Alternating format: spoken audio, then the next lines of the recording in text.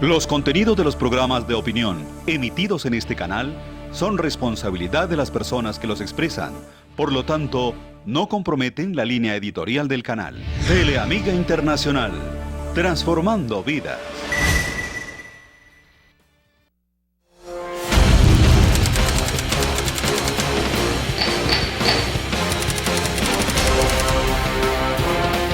Buenas noches, grato contar con su compañía en este horario. Martes de 9 a 9:30 de la noche, el gran debate con Adolfo Beck en Teleamiga Internacional, Televisión de Valores. Estamos en las redes sociales, Twitter, @el gran debate, Facebook, Adolfo Beck.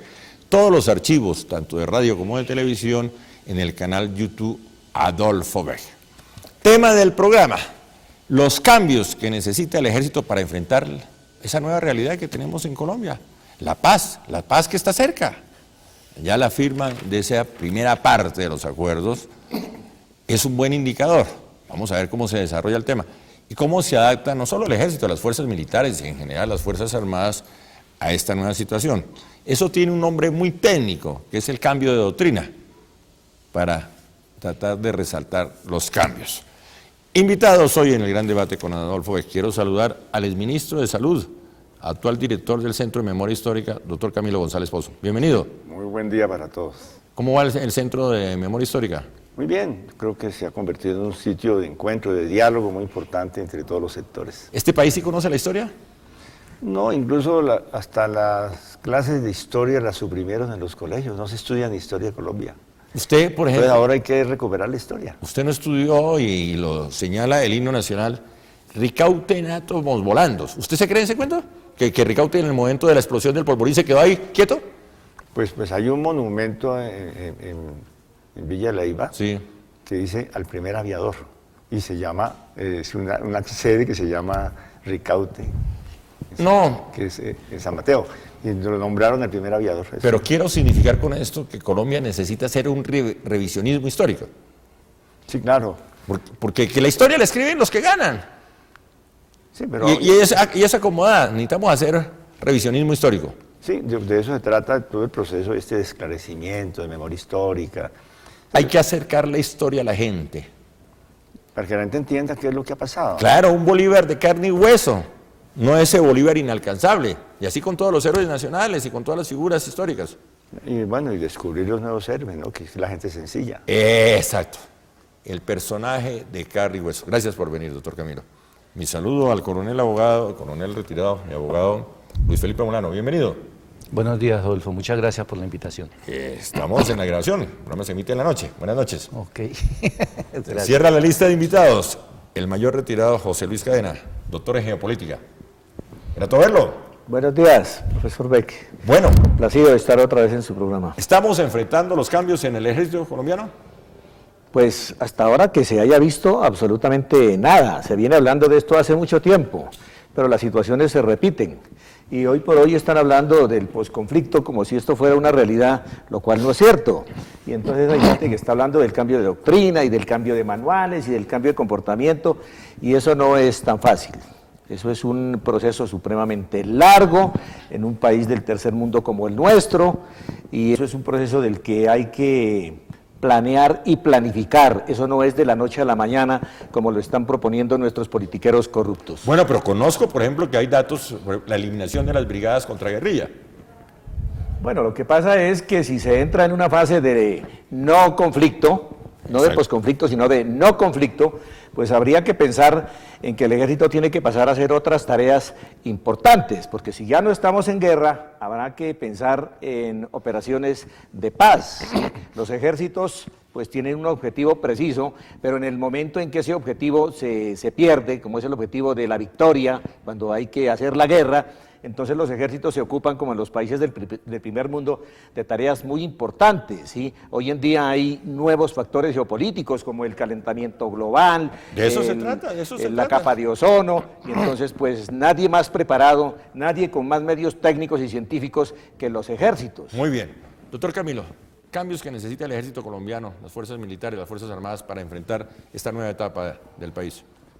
Pues yo creo que pues algunos entendidos en la materia, yo he estado conversando con algunos generales que han ido al Centro de Memoria, incluso los directivos de ACORE, gente muy conocedora del tema, y todos reconocen que si entramos en una nueva etapa, que se termina un conflicto armado, pues tiene que haber un cambio de objetivos y también de doctrina. Yo le hago una lectura porque sabe que no quiero poner en boca ajena las interpretaciones que yo hago. Es que una cosa es un ejército en tiempos de guerra y otra cosa es un ejército en tiempos de paz. Eso significa que todas las políticas de seguridad que se construyeron en la Guerra Fría, la doctrina de la seguridad, la doctrina de la guerra antinarcoterrorista, todo eso pues tiene que ser reevaluado y plantearse una política de seguridad, por un lado de soberanía y por otro lado de seguridad humana. Ahí sacamos un libro en el Centro de Memoria con la Academia de Historia del Ejército, un libro muy importante, y hay un capítulo en ese libro que se refiere precisamente a la doctrina de la seguridad humana. ¿Y eso qué significa? Significa que el propósito de la seguridad no puede ser, en una fase de convivencia, la seguridad del Estado o la seguridad como un elemento represivo, sino que la seguridad se convierte en una protección de los derechos humanos como esencia, ¿no? Y, por lo tanto, la protección de la vida de la persona, las doctrinas, los manuales, todo tiene que ajustarse a esa función y tiene que establecerse una desmilitarización de la policía. Es decir, la policía no puede seguir siendo un aparato adscrito a una estrategia de seguridad de guerra, sino que tiene que cumplir de conjunto una política de protección de los derechos humanos. Entonces ese es como el gran giro además los manuales de guerra, los manuales de entrenamiento conjunto con el Comando Sur, todas esas cosas pues tienen que ser replanteadas, ¿no? El manejo de archivos, los cuerpos de inteligencia, sus funciones tienen que cambiar. Entonces, pero concretando, ¿qué cambios, por ejemplo, los cuerpos de inteligencia? No, pues por un lado, pues tiene que manejarse de otra manera los archivos y es decir, desaparece el récord de todas las personas. Claro, todos esos archivos tienen que desaparecer, porque ya no hay objetivos, no se trata de objetivos de enemigos que hay del otro lado, sino que se trata de ciudadanos que hay que proteger. Entonces no tiene sentido una doctrina que planteaba identificar enemigos, supuestos agentes de ideologías externas o que atentan de manera terrorista contra la sociedad. Entonces ese planteamiento cambia. Yo creo que eso es de la esencia del asunto. Un segundo antes de dar la palabra al coronel Molano. Entonces, en materia de derechos humanos, ¿se necesita firmar la paz para que el ejército y las fuerzas militares se enfrenten al tema? Sí. No, pero además que se entienda que no hay ya una fuerza para la guerra. No, pero me preocupa. Si no hay guerra... Es decir, en guerra podemos aceptar la violación de derechos humanos. No, de ninguna manera. A eso quería llegar. De ninguna manera. Esa cultura de derechos humanos es Pero lo que sucede es que aquí hemos tenido una estructura de militarización de la policía. Eso es solo un capítulo. Es un capítulo muy importante porque se resulta que la seguridad ciudadana es un asunto de policía. Y en situación de guerra como la que estamos ahora, la seguridad se ha militarizado y toda está bajo la... Es decir, la policía ha descuidado el tema de seguridad ciudadana por enfrentar temas de... Se le ha atribuido a la policía una función subordinada a la de la fuerza militar. Antes de ir al corte, coronel Molano. Primero que todo, se habla de que cuando llegue la paz las Fuerzas Armadas van a defender la parte de derechos humanos y no es así. Siempre han estado en pro de defensa de los derechos humanos. O si no, ¿qué razón sería de unas Fuerzas Armadas que sería pues un grupo más produciendo violencia que los de la FARC o el ELN? Pero no hay violación de derechos humanos, no hay ovejas negras. Pues claro, en 500.000 personas. Entonces... Ahora, me pregunto, ¿será que en la política, que son contados en los dedos de la mano, no hay tampoco también delincuentes? Los hay, y se salen de los parámetros y los protocolos establecidos por la fuerza, y esos tienen que pagar por las violaciones, pero eso no quiere decir de que sea una estructura del Estado orientada con su ejército a violar los derechos humanos, como lo hacen creer, que llegando la paz llega que ahí sí las Fuerzas Armadas van a defender los derechos humanos. Nunca. Esa es la tesis del doctor Nunca, Camilo. Siempre lo han defendido. Un segundo. O si no, no existiría Colombia sin sus Fuerzas Armadas. Tema para después del corte, Ya regresamos.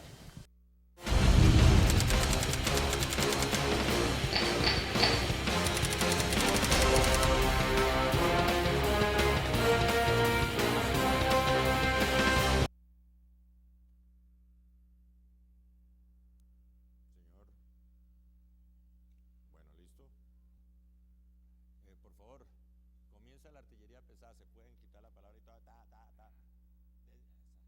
despelucarse, tú sabes.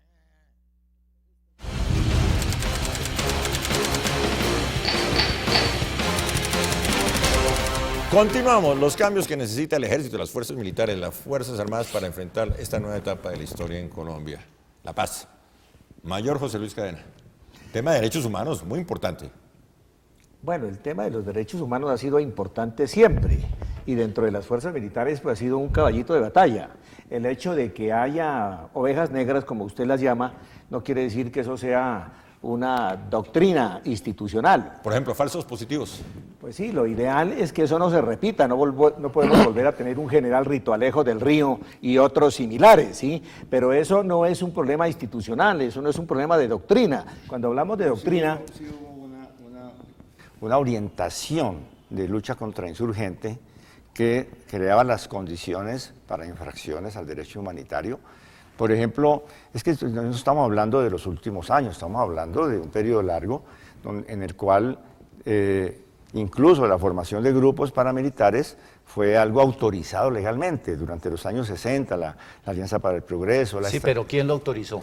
El Estado. No me venga a decir que el Estado. ejército fue el que lo autorizó, No, se no. dedicó, no. No. Eso lo organizó la parte política, el Exacto. Estado con sus dirigentes. Es que yo Ahora, estoy si hay de que acuerdo. condenar a alguien, tienen que condenar y colgar aquí a todo el mundo, pero es que yo decir estoy que las haciendo- Fuerzas Armadas No, yo no estoy haciendo un enjuiciamiento solo. a las Fuerzas Armadas, entre otras Ah. cosas, porque yo estoy de acuerdo con lo que dice el coronel. Sí. Es decir, los determinantes de las estrategias militares en Colombia han sido políticos.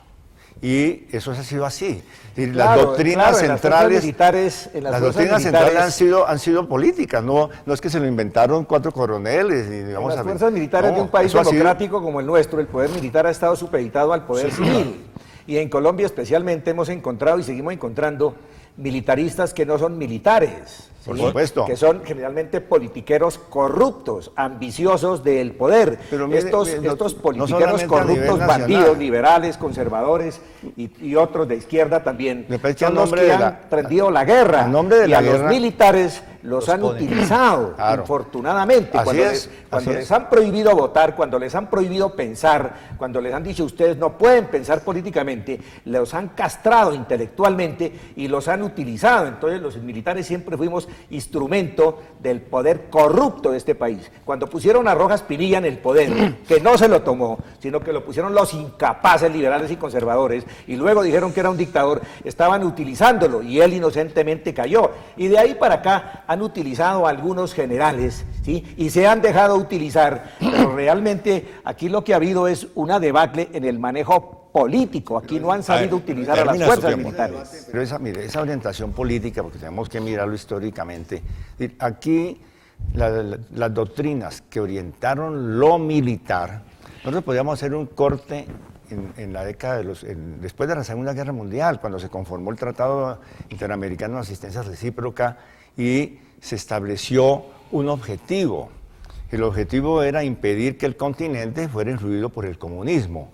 Y entonces se estableció una doctrina que permitía identificar cualquier oposición a estos sistemas en todo el continente como peligro comunista. Entonces, eso justificó cosas terribles. Claro, justificó infortunadamente, el orden internacional. Desde el entrenamiento en la Escuela de las Américas, que conocemos pues cuál era la instrucción de esos entrenamientos, todo es válido para cortarle la cabeza a la víbora del comunismo. Mire, eso no es cierto, no es cierto. Yo estuve en la Escuela de las Américas, por ejemplo, y eso que usted está diciendo, doctor Camilo, no es cierto. A mí no me enseñaron a matar, a mí no me enseñaron a torturar, a violar los derechos humanos. Yo Pero estuve hay haciendo manuales. un curso de paracaidismo y ahí no tenía nada que ver con eso. Pero usted no Hice un curso de contraguerrillas con gente que venía del Vietnam, técnicos en guerra irregular, y a mí nunca me enseñaron a decir nada. Así que ese es un cuento de la izquierda para destruir a las fuerzas militares. Pero lo que sí es cierto es que el orden internacional es el que produce los mandatos que cumplen los estados. Entonces,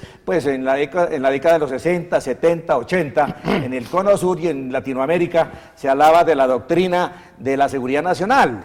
que involucraba necesariamente el enemigo interno. Claro, y se dio Todo la aquel que no se estaba dio la de acuerdo con operación el Cóndor. Tiempo, a ver. Se dio la operación Cóndor. Incluso nosotros vimos cómo eran operaciones orientadas a deponer presidentes, incluso que han sido elegidos por voto popular. ¿Casos concretos? Bueno, está Allende, el más visible, ¿no? Que fue toda una operación, pero no solamente Allende. Ya había comenzado con Goulart, ya también en Guatemala. Goulart en Brasil. Es decir, es una cadena de gobiernos que no eran convenientes para el tipo de ordenamiento que se planteaba en la posguerra y que se dieron entonces aparatos concretos de inteligencia, de operaciones encubiertas que no permitían que eso prosperara porque se consideraba que era inconveniente. Entonces, para esas prácticas se recurrió a la autorización de muchos métodos que hoy han sido precisamente condenados incluso por los mismos Estados Unidos. Muy bien.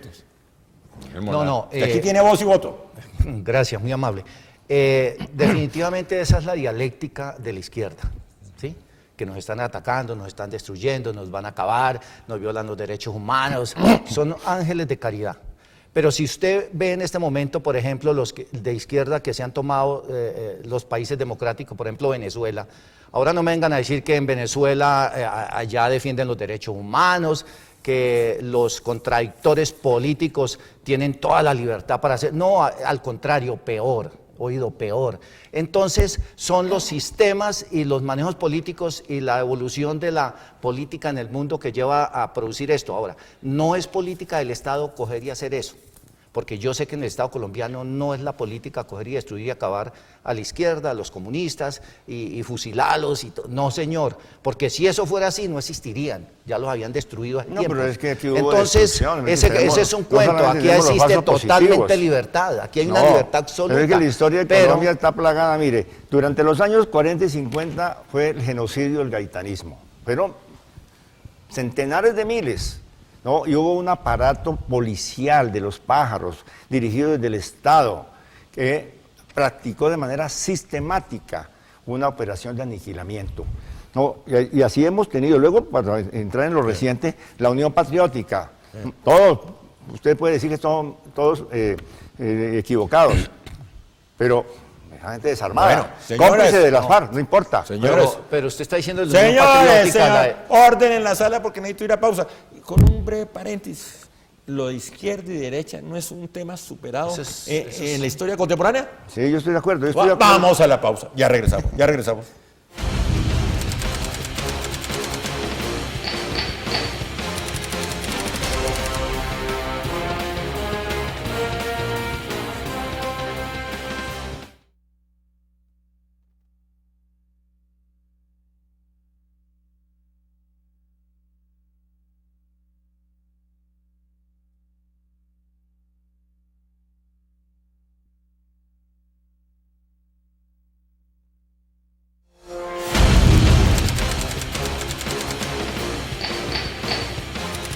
Capítulo de cierre, doctor Camilo González Pozo.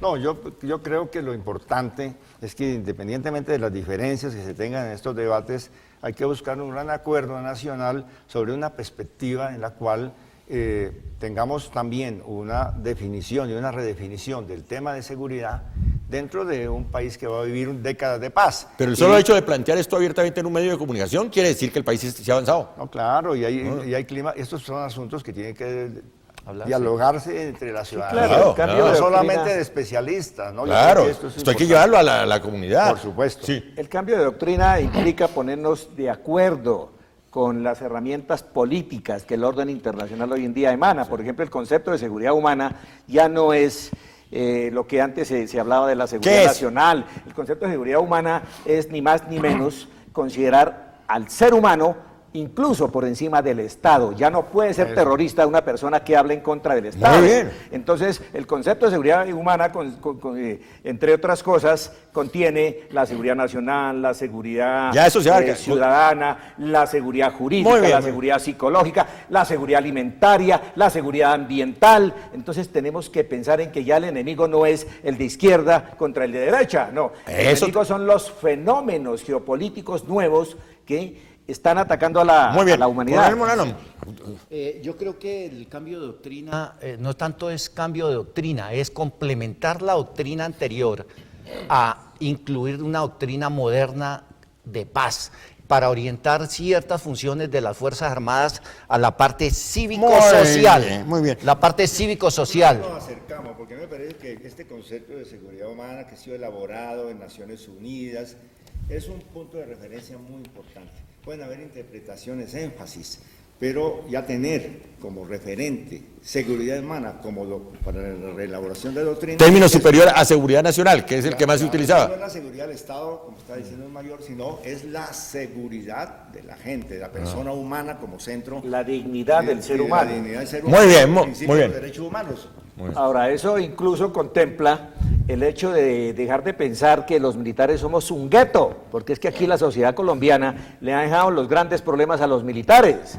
Y cuando alguien de los militares cae en desgracia, entonces todo el mundo se le viene encima, especialmente los militaristas, estos politiqueros fascinerosos, algunos de los cuales no son ni bachilleres y hacen las leyes en el Congreso de la República. A estos es que tenemos que cambiarle la doctrina, a estos bandidos, payasos que andan en las calles, sudadera, calle arriba, calle abajo, diciendo que Bogotá humana, y uno no sabe qué hacen, no pero les generalice. pagamos con Yo nuestros utilizo sudadera y impuestos. porque ahí no A soy estos- yo. Sí, No, pero no, dice no, seguridad pero humana, Bogotá humana, ¿y qué hacen? No, Y pero- con el dinero nuestro. A estos bandidos, a No, que pero tenemos que cambiar de la manera de pensar Entonces, pero- y cambiarles pero la no se doctrina ponga bravo. también, A ver. porque han utilizado Pero a las fuerzas militares como un instrumento para llegar al poder y luego para mantenerse en el poder y luego para meterlos a la cárcel. Pero usted Mire, sabe que un error en el análisis es generalizar. Adolfo. Es generalizar. Ese error en el- Adolfo, Sí. más que cambiar la doctrina militar, tenemos nosotros que cambiar todas las doctrinas, las instituciones que tenemos, partiendo de la doctrina en la parte política que ha sido corrupta durante toda la época